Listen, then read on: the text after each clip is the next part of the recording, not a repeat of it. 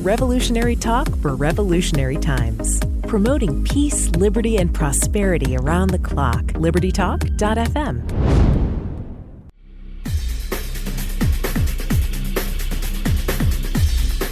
Welcome to Living in the Solution with Dr. Elena George. Today we have a repeat guest, somebody who I really enjoyed speaking with on his last show. We talked about the economy, and I think another timely thing that needs to be addressed, which is being bandied about as if it's basically the gospel. It's about diversity and what that really means. We have entered somewhere that I don't think anybody realized where it was going to take us. I think people need to make some decisions about whether they want to go down a path that alienates us, that divides and conquers, and doesn't serve anybody.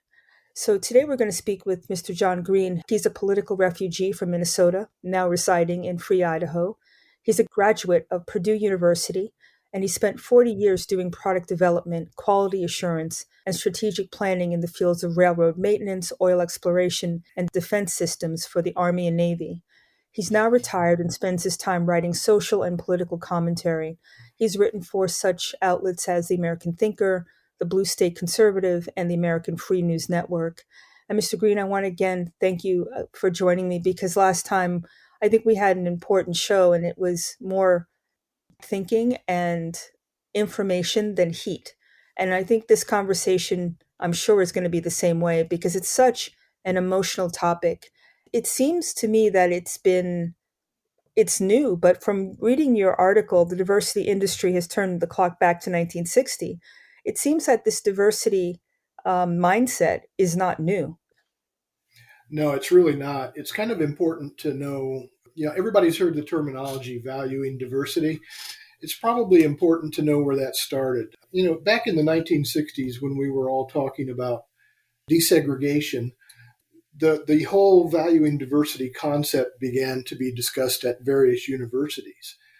But then it kind of exploded into the industrial world in the 1980s, and companies began embracing the notion as a way to avoid discrimination lawsuits.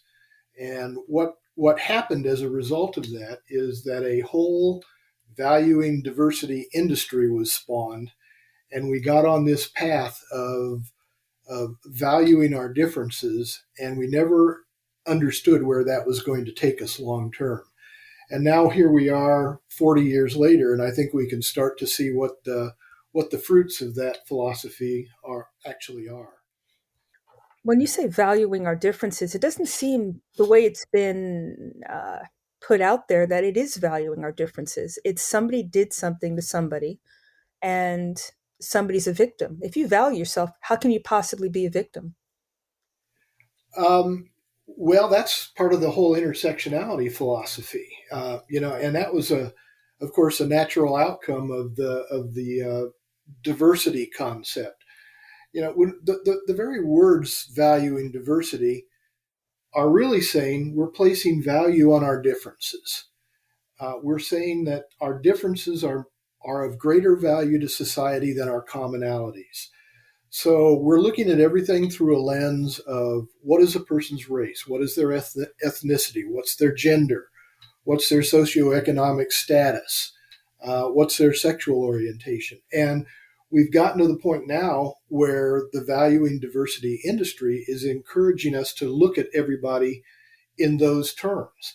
That inevitably resulted in this whole thing we call the intersectionality philosophy, which is, let's look at all of these different categorizations of human beings and see how they intersect. And we end up looking at people through this kind of Venn diagram lens and assessing what their relative victimhood is based upon the number of intersections. And then we assess the amount of societal benefit that they should accrue because of that. And it has not torn down walls and made us a closer people. It has actually done the opposite. It's built walls and driven us apart. This is all about language, and using language, in my opinion, as a weapon. When you talk about intersectionality, wouldn't you actually, if you were to take it to its logical extent, it's what brings us together. It's what the intersection where everybody meets, right? How do they use that language to mean the absolute opposite? Well, yeah, you're absolutely right. If we look at the places where we meet, that's talking about our commonalities. That's our shared humanity. And if we were to focus on those things, we would have much fewer problems right now. But when we're talking about intersectionality from the perspective of the diversity industry, what we're talking about is the differences in ethnicity, race, financial standing, sexual orientation, gender, those things. And in fact, the actual definition of intersectionality is the interconnected nature of social categorizations such as race, class, and gender as they apply to a given group or individual, creating overlapping and interdependent systems of discrimination and disadvantage.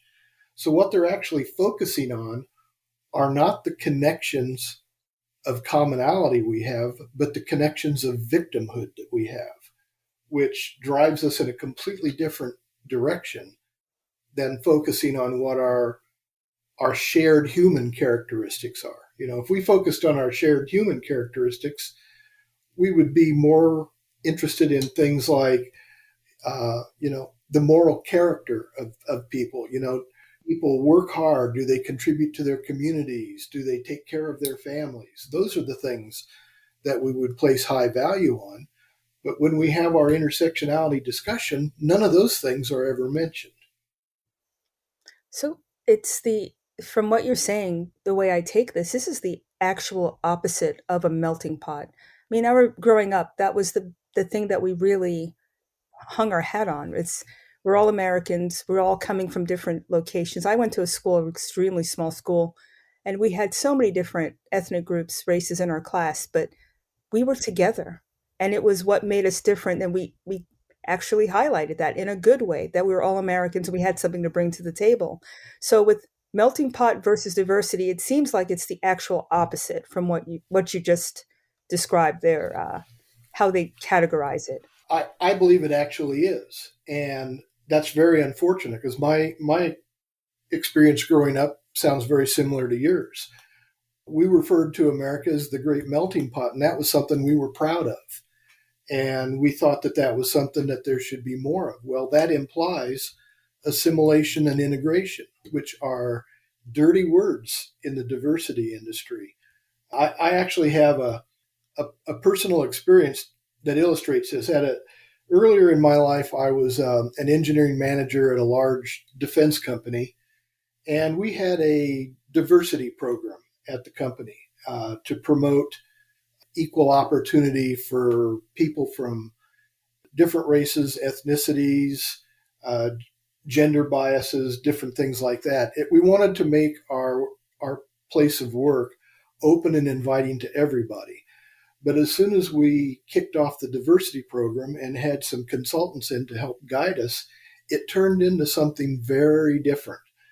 At one point, there was the program was being administered by what was called the Diversity Council.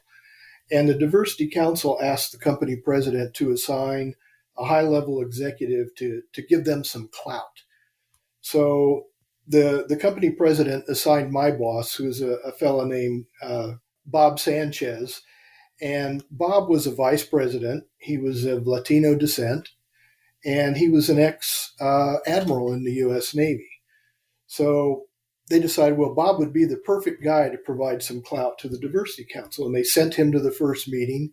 He took me along with him because, every admiral needs a few aides in tow whenever they go anywhere. And the Diversity Council started talking about all the things they were going to do to make it an open and welcoming environment for all of these different categorizations of human beings.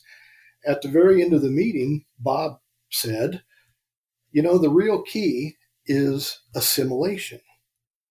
And that's when the Diversity Council contacted the company president and said, we don't need Bob's services anymore. And he was disinvited from ever attending another meeting. So the very notion of assimilation, which is another word for melting pot, is a dirty word for the diversity industry. That is not what they're after. They are after maintaining our differences. That's so tragic. On that note, let's take our first break because Sure. I think you set the table for what they're saying and what actually they're trying to accomplish. So let's take our first break. You're living in the solution.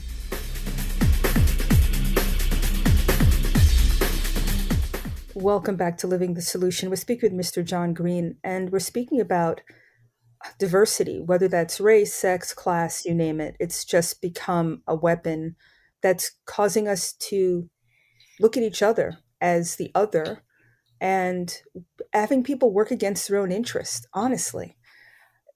In your article, you mentioned something about the title, Going Back in Time.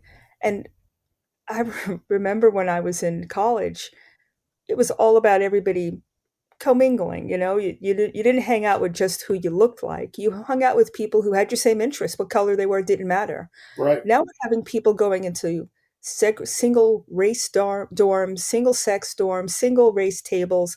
Is this not segregation 2.0?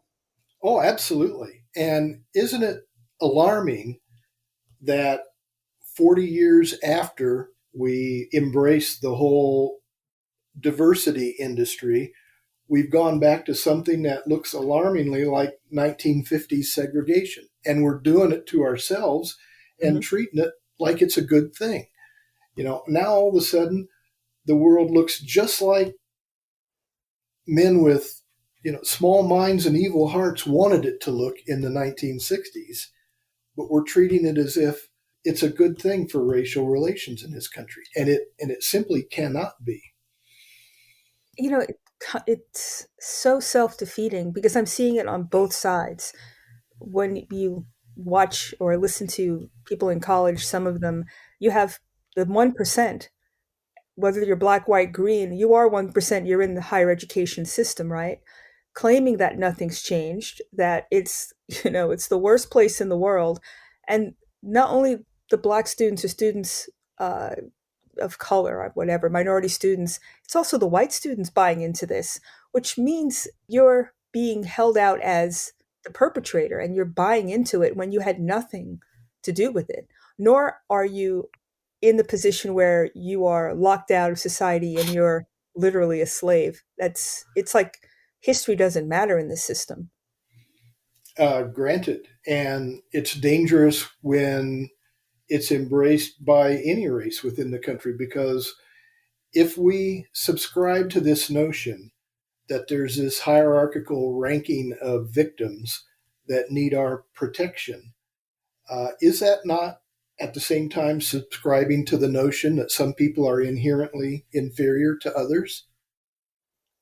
How Oh, does promoting that philosophy do anything to benefit our society?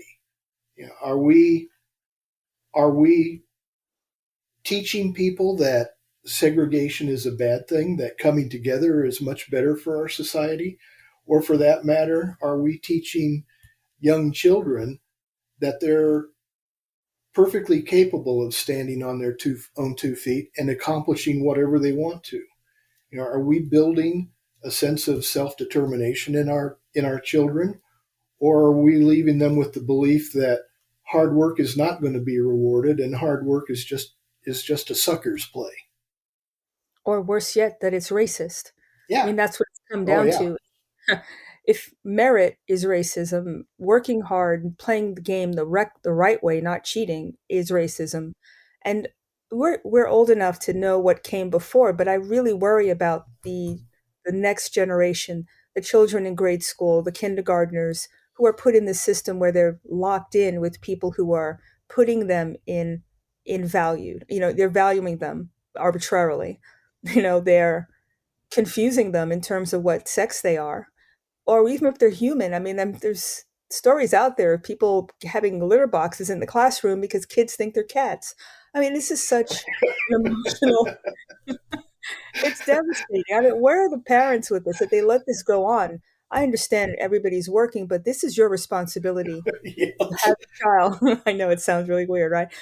What, what are the parents doing? How do you allow your child to be abused, really? I mean, they don't Oh, it know who they is.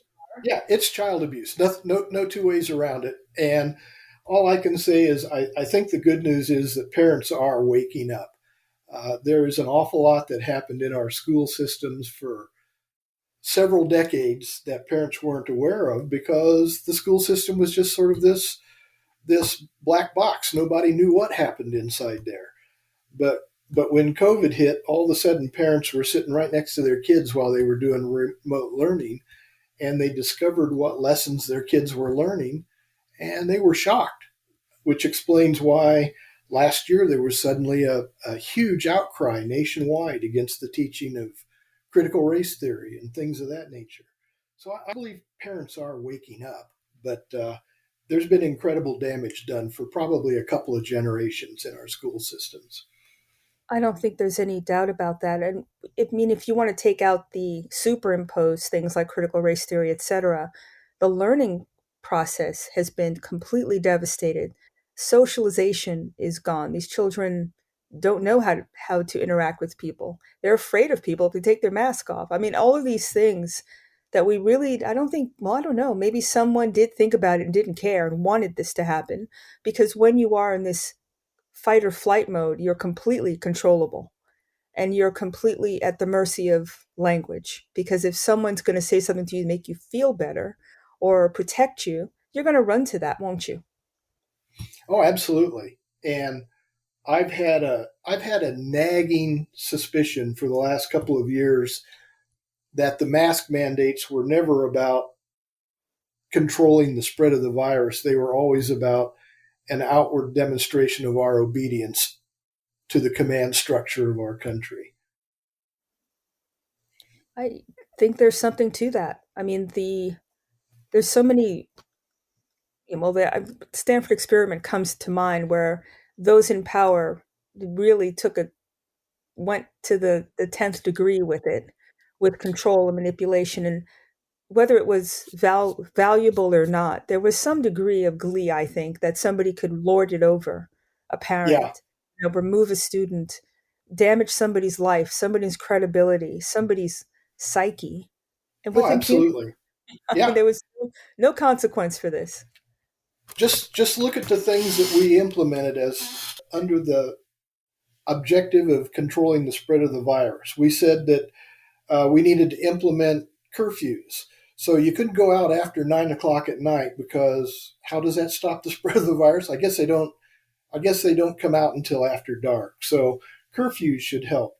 We had one governor that implemented an order that it was okay to do recreation on the state's lakes in unpowered boats, but powered boats were not acceptable. And that was Except all done in the name of controlling the virus. Tell Wait a me second, there was, except for her husband. So it huh? wasn't everybody. Some people were more equal than others, like her husband. I Oh remember yeah, he got that. yeah, absolutely. But what I mean is there was just such runaway tyranny that it was obvious that they were trying to flex their muscles to see how much they could get away with. It had nothing to do with controlling the spread of the virus. I think there's a lot of that going on and still going on to this day. I know we're going to take a break in a few minutes, but I want to start the conversation about these corporate ties to this diversity. I Okay. mean, I don't think a majority of the country is in line with this. But what do the corporations stand to gain? I'm thinking of Disney and all these other places. As soon as they do some woke stuff, people walk away. They stop seeing the movies. They stop going to the parks. I mean, there's consequences, I think. Hmm.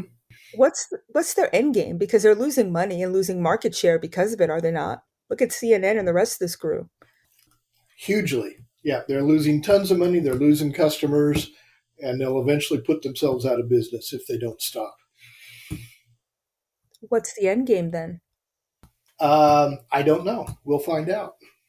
The reality is that the whole diversity industry is a multi-billion-dollar industry now. It's a network of consultants, trainers, publishers, speakers, and I saw on Fox News about a month ago that it's an $8 billion industry now. So it's big money.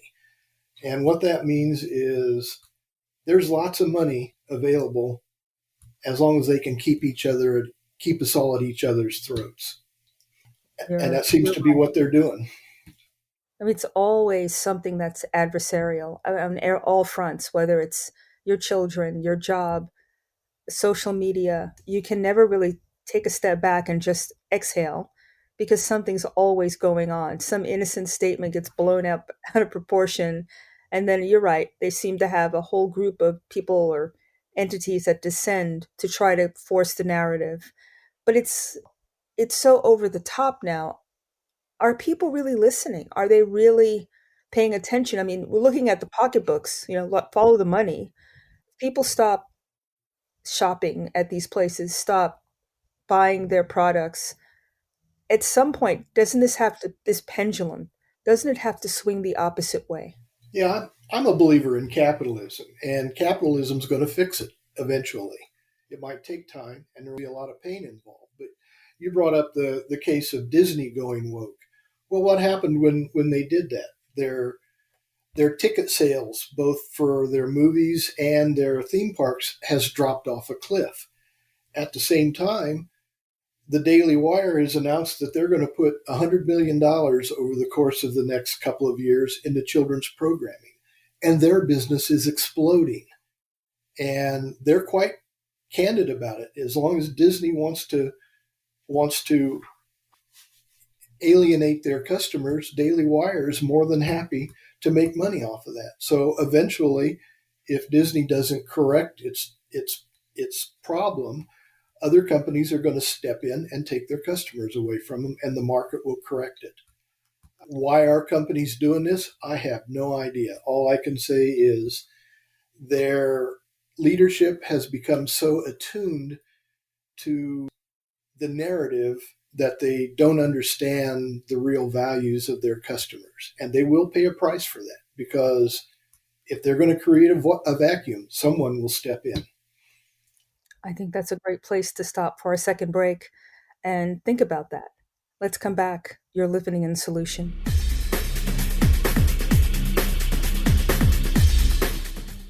Welcome back to Living Solution. We're speaking with Mr. John Green. And before the break, I think we were really kind of teasing into why these corporate entities do what they do. Maybe one of the things that we haven't considered is the money that's pumped in by the government. Look at the college situation. They have endowments that are bigger than most countries, and the government still gives them money for student aid and all these financial issues. And despite that, the price of college education has gone through the roof. Now they're losing students because of their vaccine mandates, all sorts of things. And yet, nothing, I mean, I think at some point it'll have to change because the government, I don't think, is going to be able to support everything like it has been in the past because of our economic woes. But do you think that's what's been keeping these things alive, corporate welfare? Uh, that and the fact that when the government gives you money, it comes with strings. You know, I spent a great many years working in the defense industry, and it became a contractual requirement for us to have diversity programs to even be allowed to compete for government contracts. So in that environment, it almost becomes irrelevant whether it's good for the company or not. It's something you have to do, or your customers telling you they won't buy your product. So those same kind of strings occur when the government gives money to colleges and universities, when they give grants to state and local governments. It always comes with strings, and it's never free money. And it ends up costing everybody more in the long run, frankly. Sure. I mean, the thing that nobody seems to understand is none of that money is free. The government has to take it away from us before they give it to us. Has it occurred to the vast majority of Americans that it's a physical impossibility for the government to take money away from us in taxes and then give us the same amount of money back in gifts, whether that's grants to state and local government, whether that's university endowments, whether that's welfare. No, the fact of the matter is they take and they give back less because they have a huge administrative burden. So Hmm. they make it sound like they're giving us a stimulus check, but what they're first doing is picking our pocket, taking their cut off the top, and then giving us a little bit of it back and telling us we should be thankful for it. I'm sorry. It doesn't make any sense to me. Well, I think we're also forgetting the cronies that are also hangers on with this, the Oh, friends of, yeah. right? So you've got Alec, that whatever that is, marketing group, and it's infiltrated every city, every state, and that's big business, that's big pharma, that's all of these things that are making policy, that they all get to take a feed at the trough, and by the time you get your penny left of the money that they gave you, it's not helping anybody.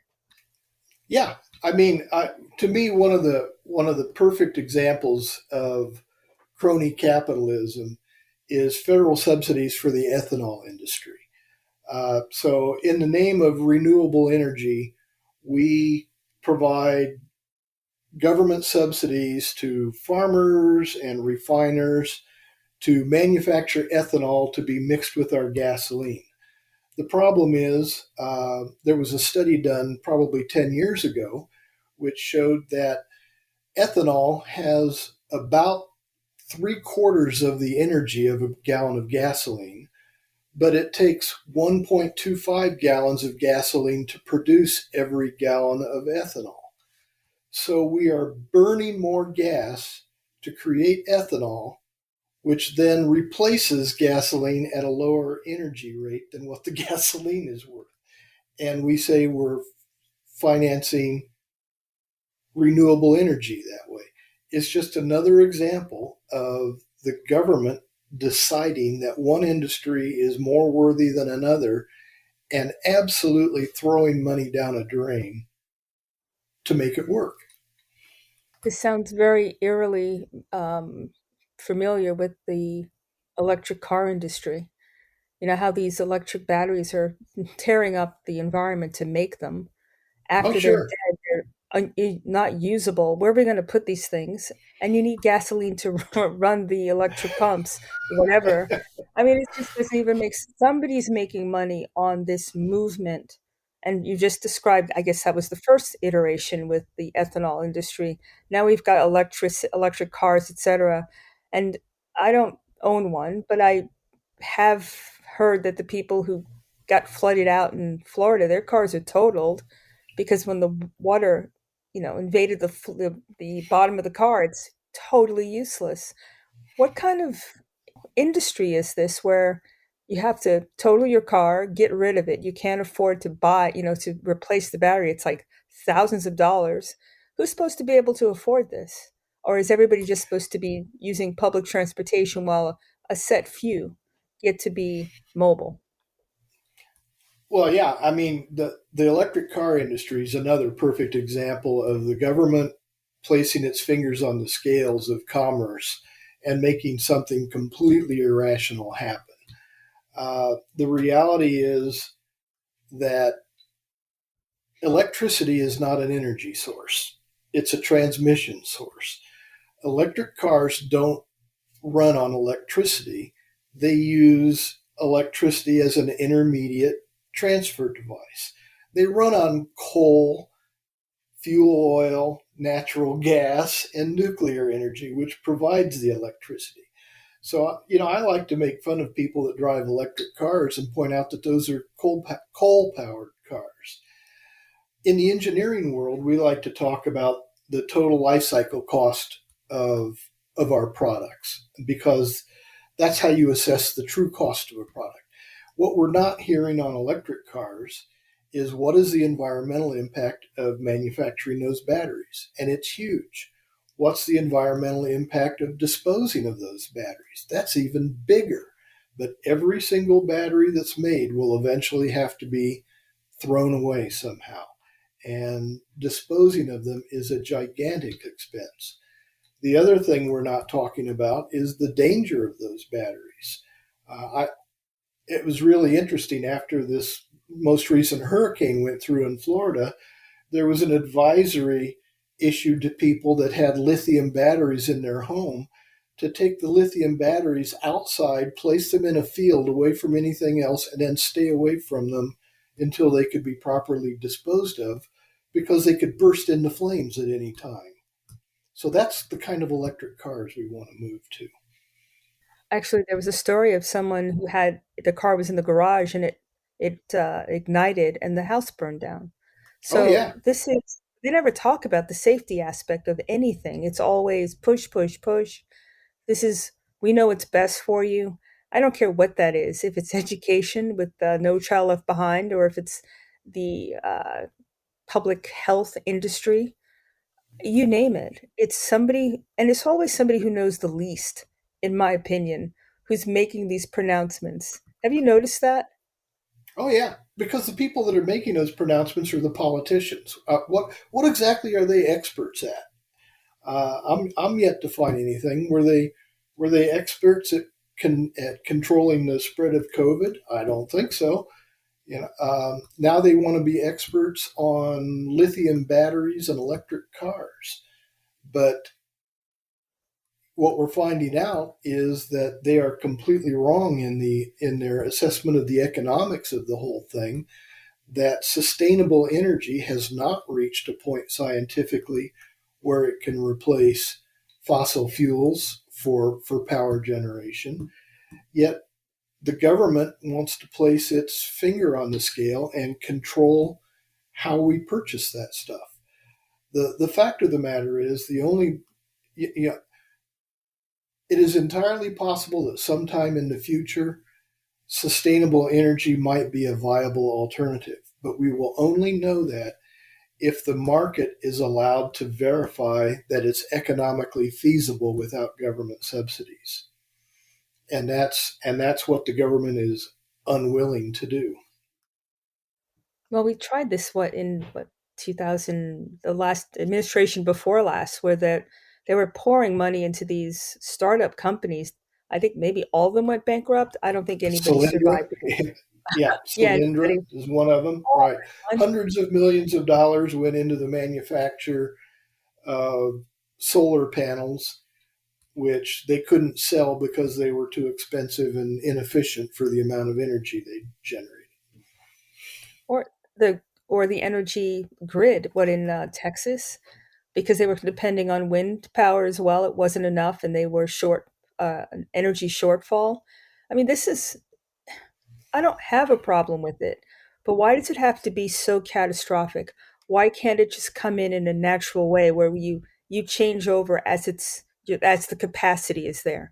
It just seems like you're cutting your nose off to spite your face to, I don't know, prove a point or make money or who knows, both. Yeah, it's not that solar and wind don't have their place, but when the government dictates how they're used, you see irrational things happening.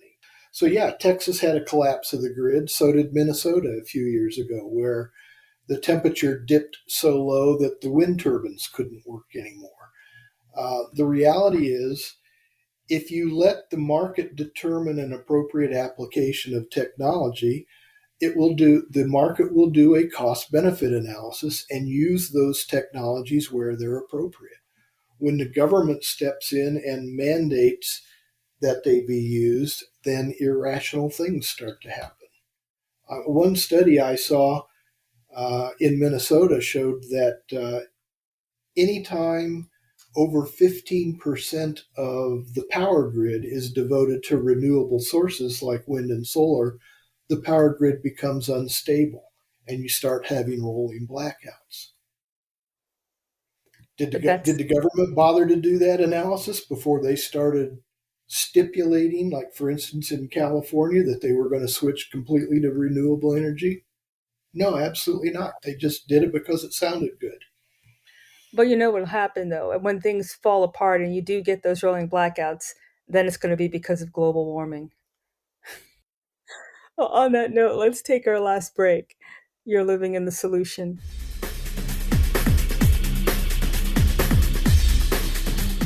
Welcome back to Living the Solution. We're speaking with Mr. John Green, and you can read his the article that we referred to at the beginning of the show. It's called The Diversity Industry Has Turned the Clock Back to 1960, and you can read it on American Free News Network.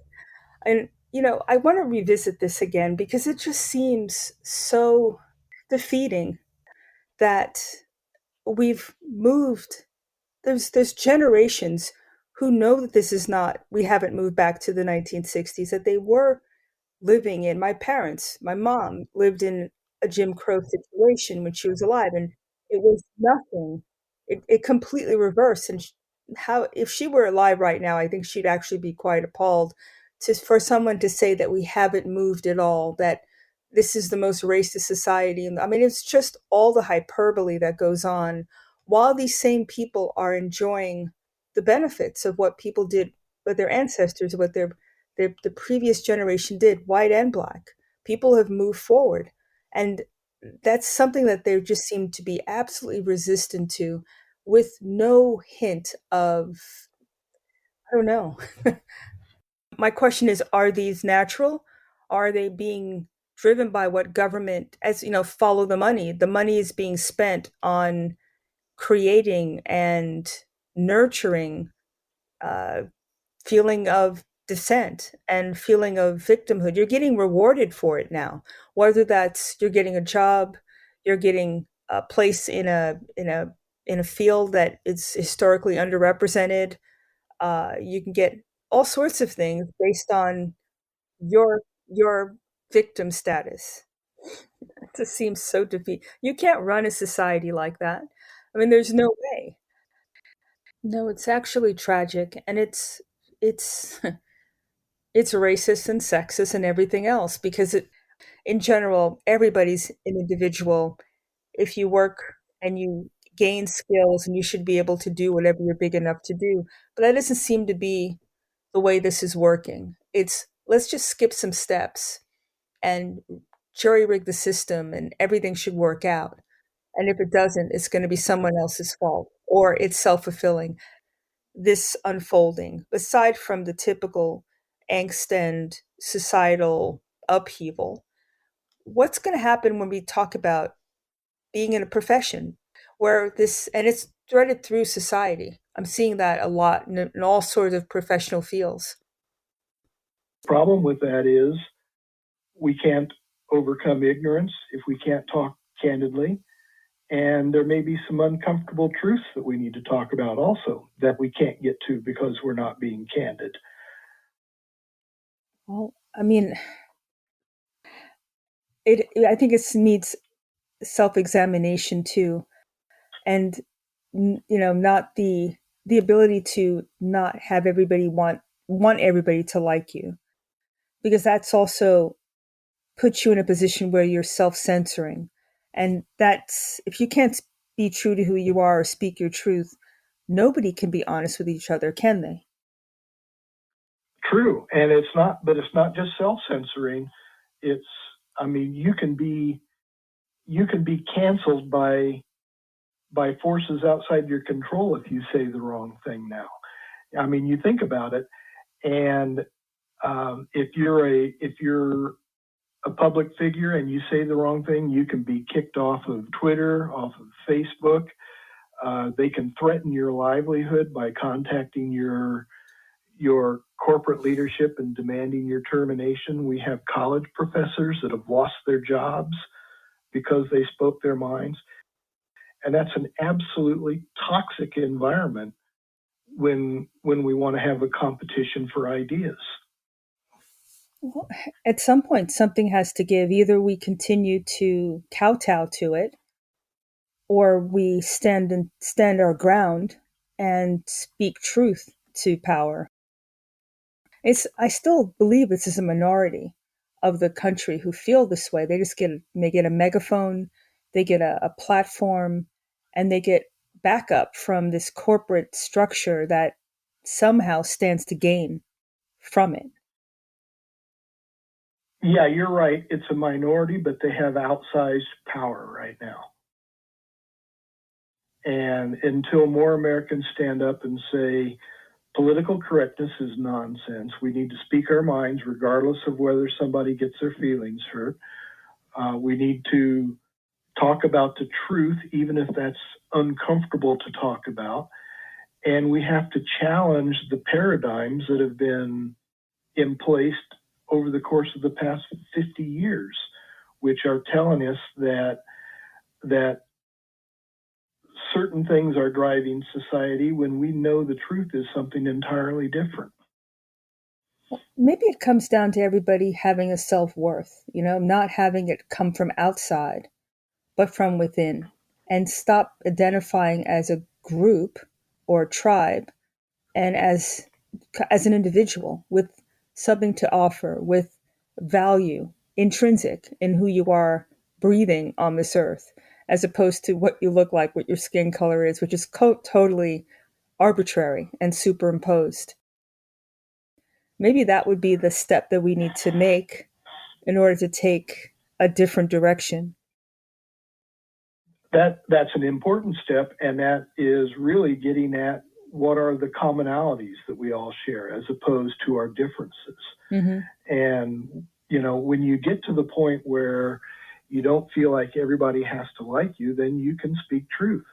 But we still have forces in our society that are stifling that, because the left will come after your job, and they will come after your personal finances if you say the wrong thing.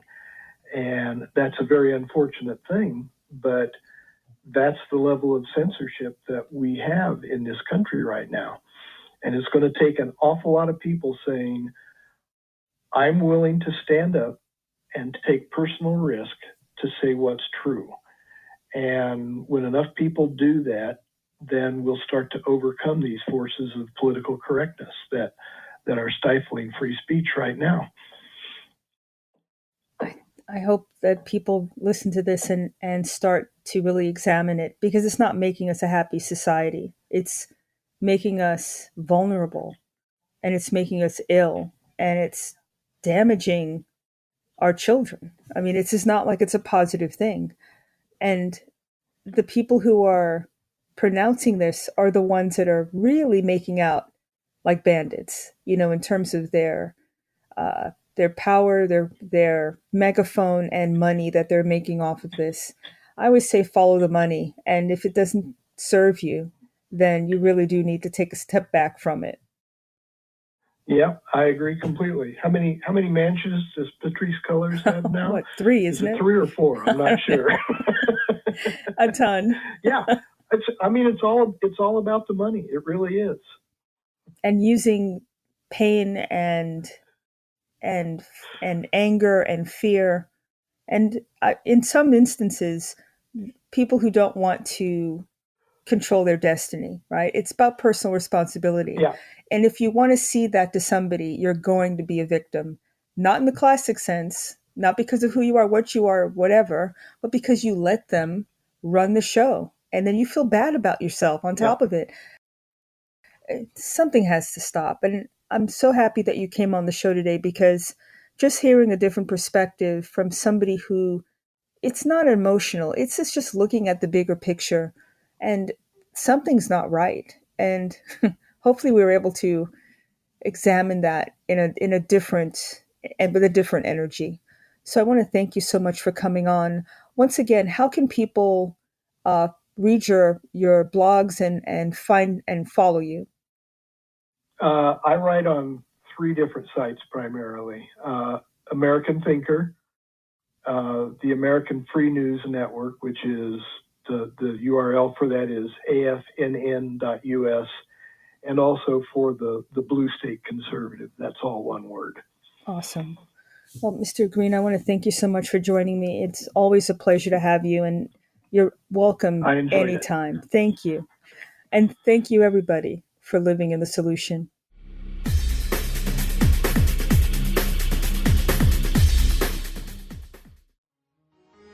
Revolutionary Talk for Revolutionary Times. Liberty Talk FM.